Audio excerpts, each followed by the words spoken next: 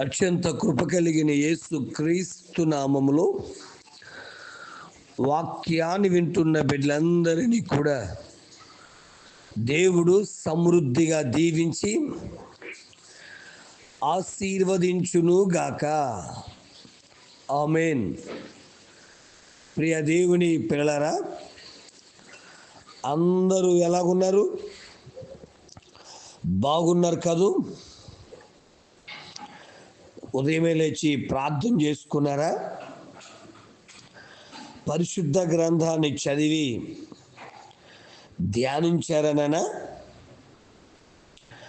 అన్నట్లు కుటుంబ ఆరాధన చేస్తూ ఉన్నారా?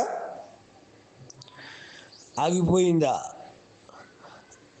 పనుల బిజీగా ఉండి దయచేసి కుటుంబ ఆరాధన ఏమాత్రము మర్చిపోవద్దు.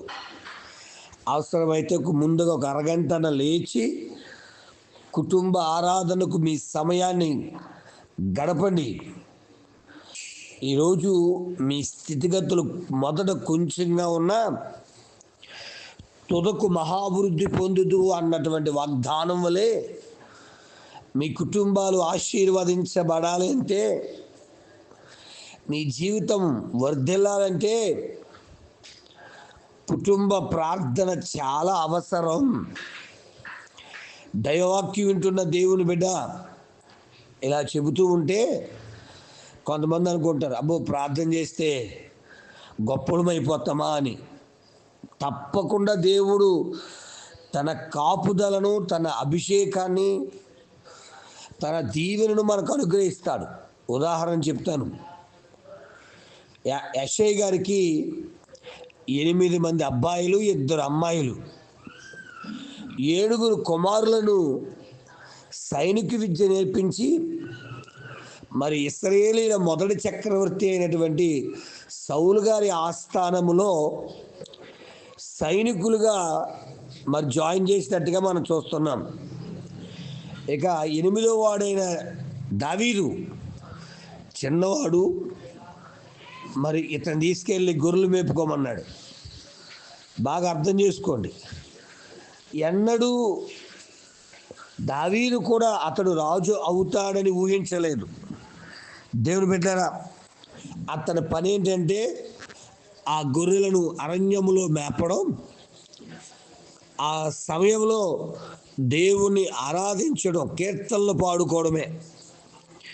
అలా ఆరాధించడం వల్ల ఒకవేళ మనుషుల చేతిలో, మనుషుల దృష్టిలో ఈయనొక పనికి మాలిన వాడనో, ఏమీ చేతకాని వాడనో, సైనికుడుగా కూడా పనికిరాని వాడనో దావీదు మీద ముద్ర పడి ఉండొచ్చు. కానీ దేవునితో ఆ సంబంధం, దేవునితో ఆ సహవాసం బాగా అర్థం చేసుకుందామా?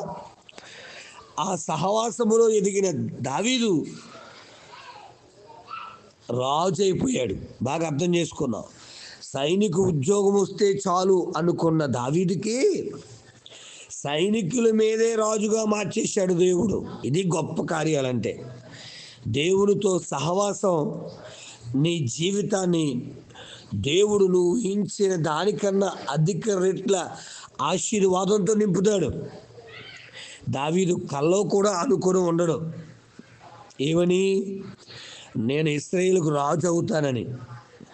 ఈ గొర్రెలు ఉన్నాయి చాలులే, ఇట్లా మేపుకున్నాను, ఇలా జరిగిపోతుంది అనుకుని ఉండొచ్చు.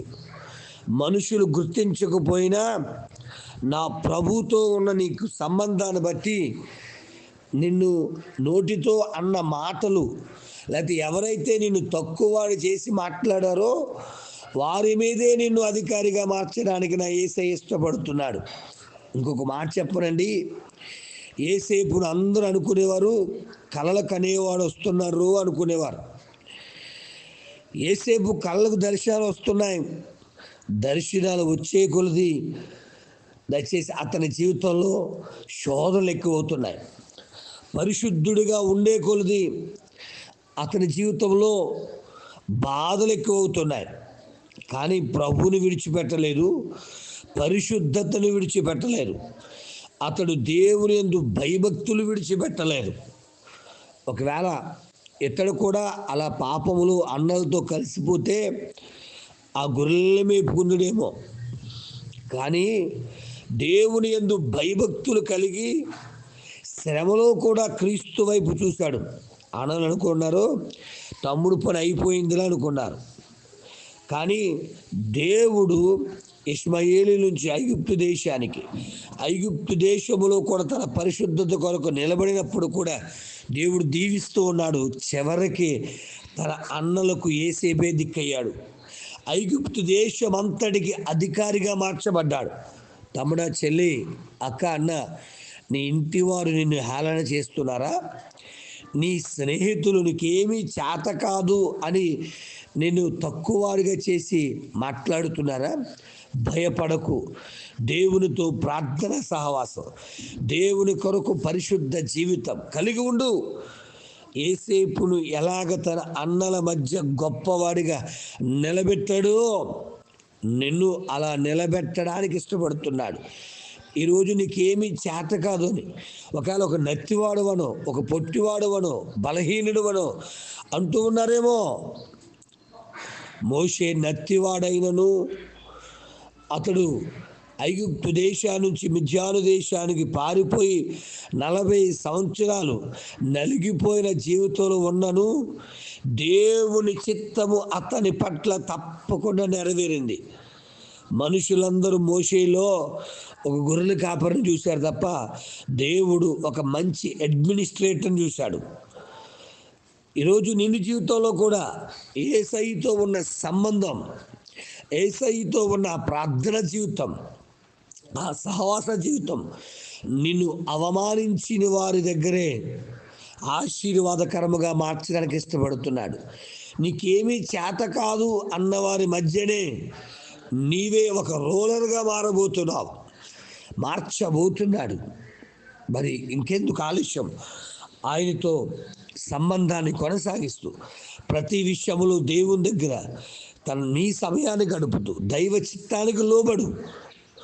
గొర్రెల కాపరి అయిన దావీదు రాజుగా మారినట్టుగా, గోతిలో ఉన్న యోసేపు గద్దెనెక్కినట్టుగా, మరి ఎక్కడో దూరంగా పారిపోయిన మోషే ఇశ్రాయేలు జనాంగాన్ని నడిపించుటకు ఒక సాధనంగా మార్చినట్టుగా, పిల్లలు లేరే, అయ్యో నా బాధ ఏంటని షిలోహు మందిరములో ప్రార్థించిన హన్న ఆ తర్వాత 5 పిల్లలు కని వారందరూ ప్రయోజకులుగా మార్చి ప్రయోజకులు తల్లిగా మారినటువంటి హన్నావలే నువ్వు మారాలి అంటే యేసయ్యతో సంబంధం నీకెంతైనా అవసరం. కాబట్టి తమ్ముళ్ళు, చెల్లెళ్ళు, అన్నలు, తండ్రి, అమ్మ, దయచేసి మీరు ఎంత బిజీగా ఉన్నా ఉదయం ధ్యానించండి, ప్రార్థించండి, యేసయ్యతో సహవాసాన్ని కొనసాగించండి. తప్పకుండా దేవుడు మిమ్ములను, మీ బిడ్డలను ఉన్నతమైన స్థితిలోకి దేవుడు నడిపించును గాక. ఆమేన్. పరమ తండ్రి, నీకు స్తోత్రాలు చెల్లిస్తున్నాం.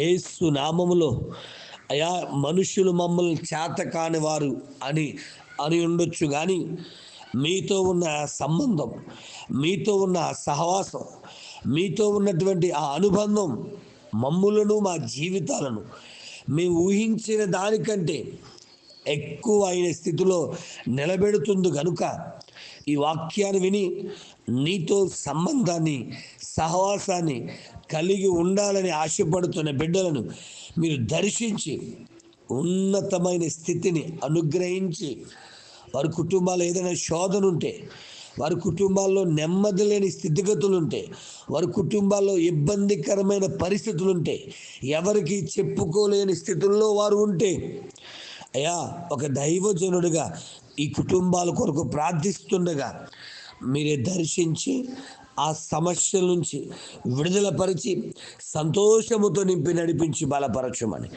మహిమతో మేలులతో నింపమని యేసు నామమున అడుగుచున్నాను తండ్రి. ఆమేన్. ప్రార్థన అవసరతల కొరకు నా సెల్ నంబర్ 9866958571. ప్రభు కృప మీకు తోడుగా ఉండునుగాక. ఆమేన్.